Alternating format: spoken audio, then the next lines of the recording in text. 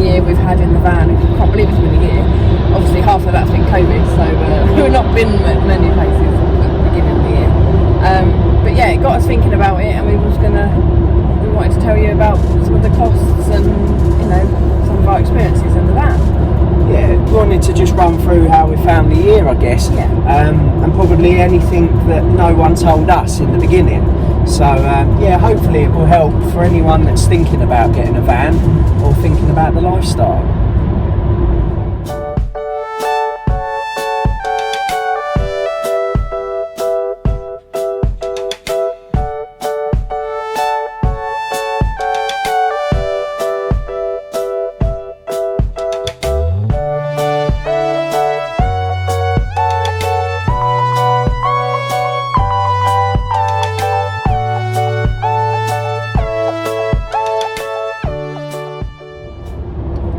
So with that in mind, we've written a list of all of the potentially hidden costs that come with the camper van. And Claire's got that list in front of her, but we're going to play a little game now, and I'm going to try and remember them all. So I think probably one of the first big costs that you've got to consider is the cost of your insurance. Yep. You then move on to, you've got your road tax. You've got two different types of service that you need on your van. You've got your van service, so that services it as if it's a car. So it services the engine, anything under the bonnet, the mechanics, that sort of thing. And then you've got your habitation check, which I'll go into a bit more detail later. But that is checking anything that's part of the living quarters. So, you know, like the gas, the oven, the electrics, that sort of thing. Other costs you've got is you've got the cost of like the equipment that you might buy for the camper van. You've got the costs of your fuel, and you've got the cost of your campsite, and also any club memberships that you might have, such as the caravan club, anything like that. And that is all I can remember from the list. Did I get them all? Yeah, you pretty much nailed it. Get in there. Right, so we run through costs. Yeah, we'll run through costs. I'm not going to do the costs because I can't remember all of that, can I? No. So Claire's got them in front of her. She go through them. Okay, so what we've paid out for Varney for the year, insurance was £425. Tax was £260. The van service, £250, which I think we're doing a service plan of £39 per month. Habitation service is £200. Camping and Caravan Club membership, I think it starts from 41. I can't remember which one. I think it's like bronze, silver and gold or whatever. But yeah, it starts from £41. Fuel average trip is about £65. And site fees, we pay between £20 and £35 per night, depending on what campsite we go to and any extras you have to pay. I think we're a bit snobby with the campsites because we like to have the electric, we like to have the water, and there's certain campsites that we like, such as Lickpenny, or we really like Morris Leisure, and you might pay slightly over the odds for them. Yeah, we have done a few park for nights. Obviously it keeps the cost down, and we can stay at a few pubs. That obviously keeps it down, but you haven't got electric and stuff like that. Exactly. So the other one was the equipment. I think we've paid about £600 on stuff for the van, and you know, that's personal choice. I mean, you've got the awning in there, you can make it as cheap or as expensive as you want, but there are certain costs in terms of equipment that you are going to need. But what does that bring the grand total to then? So the grand total, I think that's not including the site costs, but 1394, because I think that's what we paid out on the van for the year, not including the site fee. Is that right? Yeah, that's taking out the fuel as well, so that's taking out the variables.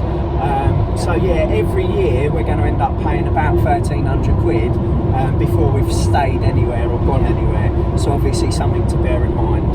Yeah.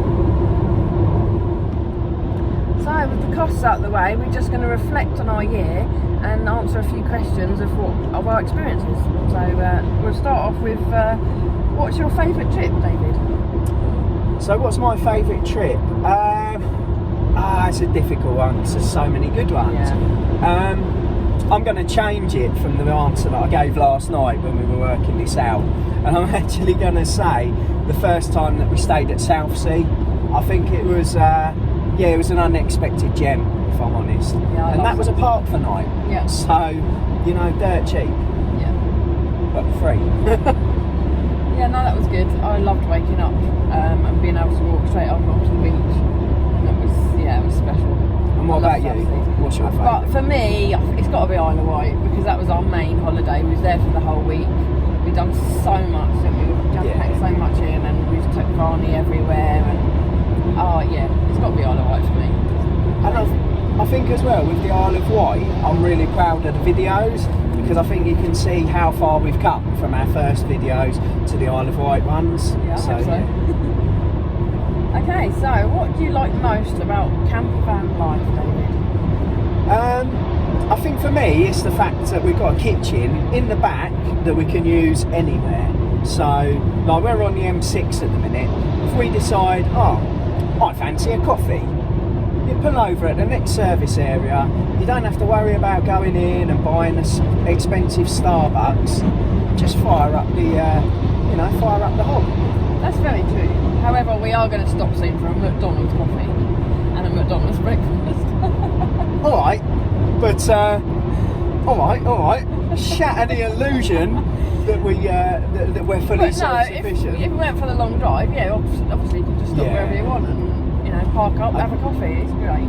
So. I think as well it's about where we have lunch. So we quite often stop on a cliff top and we'll have a nice lunch up there, stuff like that. Absolutely. So. Restaurant window, anywhere you want. So what about you then, Claire? Go on. Just basically the freedom to go wherever we want, really. Just go up. If you fancy just been spontaneously going away for the weekend, just load up the van, let's go, park up. Fanny's your arm. Ta-da. Okay, so what do you like least about the van? About the van life? I think for me, it's probably parking is very difficult. Now, I think with a high top. Yeah, I think some people, if you've got the pop top on the van, you probably don't have a problem because you can go in most car parks, you can park in most spaces. It's really frustrating when you've got a high top. You've got no more of a footprint than a normal car, so you can fit in a normal space, and you arrive and you find a height barrier.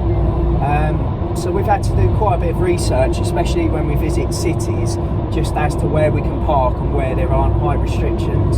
So yeah, I'd say that's a bit of a pain. And if we're going somewhere for the day, you always have to make sure their car park doesn't have a height barrier or make different plans. So it's just one of them things you've got to remember to ask that question wherever you're going. But you adapt and you get used to it. Yeah, definitely. I think for me, I'm just going to say the British weather.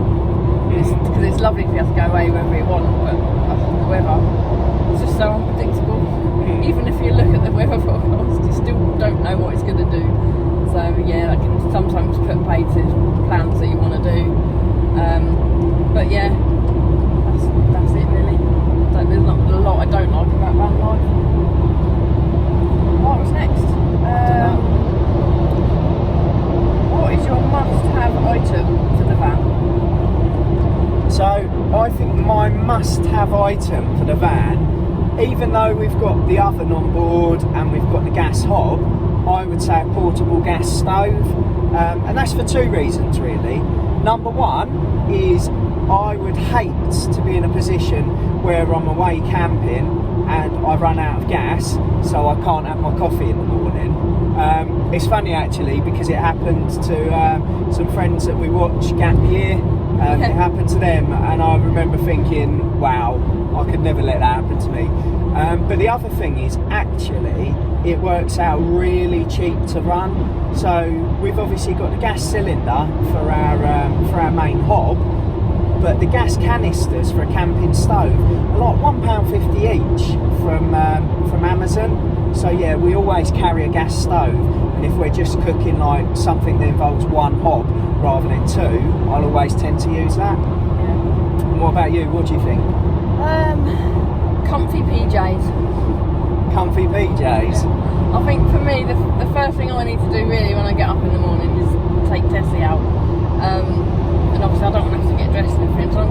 As long as it's got me nice PJs, I can put that on, put my coat on, jump out the back of the van. And when you're away in van life campsites, no one cares, do they? But don't get thermal ones actually, because it's nice and warm inside the van. Yeah, so yeah. Thermal ones. Don't need thermal ones. No, definitely. Okay. We got any more? Top tip for the campervan life. Top tip for the campervan life. So I've got one that I worked out yesterday that I wrote down, and then I thought of another one this morning and I can't remember it. Oh, typical David. Typical me. So I think the first one for me is make use of pubs. So we found that there's an awful lot of pubs that are happy for you to park in the car park, go in for a meal, you know, and you can enjoy yourself in there. You have a nice meal and then you can stay in the car park free of charge. So you get your board and your food for probably a similar price to what you'd pay for just your board at a campsite. So yeah, I think that's my top one. I'll ask Claire what her top one is, and if I think of the one that I've forgotten, I'll go through it in a minute. I think for me, top tip would just be being organised. Have a plan of how you're going to do things, what you're going to do, where everything's going to be, because obviously there's not a huge amount of room in the van, so you do need to know who's doing what, so you're not on top of each other. And we kind of need to work around the dog as well. So, you know, showering and stuff, we can take turns going down to the shower, one stays with the dog, and yeah, I think you just got to be a bit organised and plan ahead. Yeah, that's mine. Do you remember it? No, I didn't remember it. If I remember it, I'll put it in the comments when I edit it. If not, yeah, really sorry, I've let you guys down. Anyway, I think that's us reflecting on the year. I think we've had a great year with Varney. Despite COVID, we've still managed to use the van, even if it's been on our driveway. So yeah, we've really enjoyed having the van for the year and looking forward to many more. Yeah, and we'll take you on lots more adventures with us. So I hope you're still enjoying it, guys. I'll in a minute I'll run through the habitation check and what's involved in that, just so that you guys know. But yeah, speak to you soon. So we're in the van that we're going to review later on. David's just gone into the sales area to make us a cuppa before we head off. Tessie's so confused, bless her. This isn't our van. What's happening? You're confused. Hello! So we are now back in the van. Well, I am. Claire and Tessie are out having a little wander around Morrison's car park. But we've got Varney back. Varney's had its service and it's got a full clean bill of health. So all of the habitation checks went fine, and when we get to our next stop, which is actually Lickpenny campsite, we're going away for the weekend on our way back. Obviously we love it there. I'll go through what's on the habitation check and what it covers off. Speak to you in a bit. So obviously we're over the moon that Varney passed its habitation check.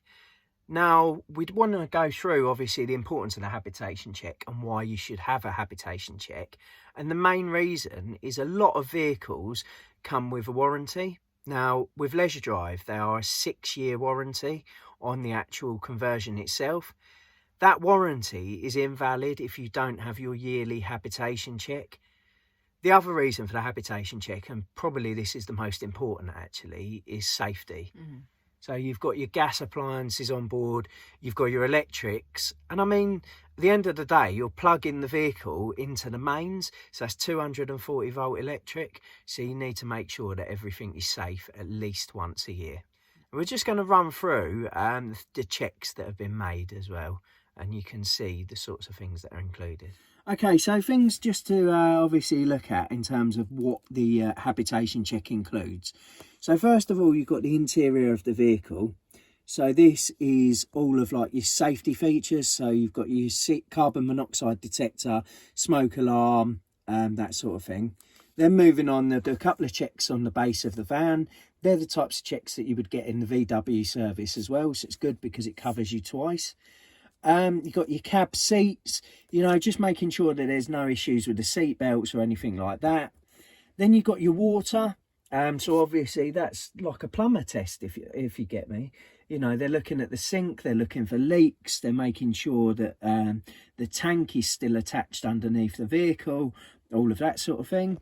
Then moving on, you've got your mains electricity. So obviously, you know that mains electricity, it can be a bit of a killer at times. So you've got to be careful with that. Then you've got your gas. Obviously, again, gas, you have to have someone that's gas safe registered in order to service your gas. So that's something that they've got. You've then got any issues with the roof. So you've got to bear in mind that with a converted camper van, they will have cut the roof off and they will have put their own roof on the top. So they're checking for any joints or seals that have gone, any water ingress. You've then got the appliances, obviously, you know, like the fridge, the oven, things like that. You then got anything that runs on 12 volt. So that is anything that runs off of the vehicle battery. So that's anything you can use when you're wild camping. And then you've got your final checks.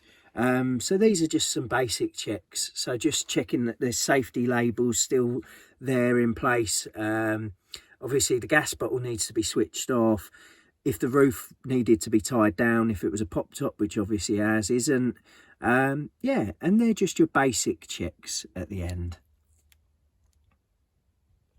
So that was our first year of van life. Join us for year 2. If you liked our videos, please do like, comment, and if you're new to the channel, subscribe. And also, Claire, We are on Instagram, Facebook and Twitter. we are indeed. Give us a shout on there and catch up with us because we love hearing from you, don't we, Claire? Yeah. Thanks for watching. See See you soon.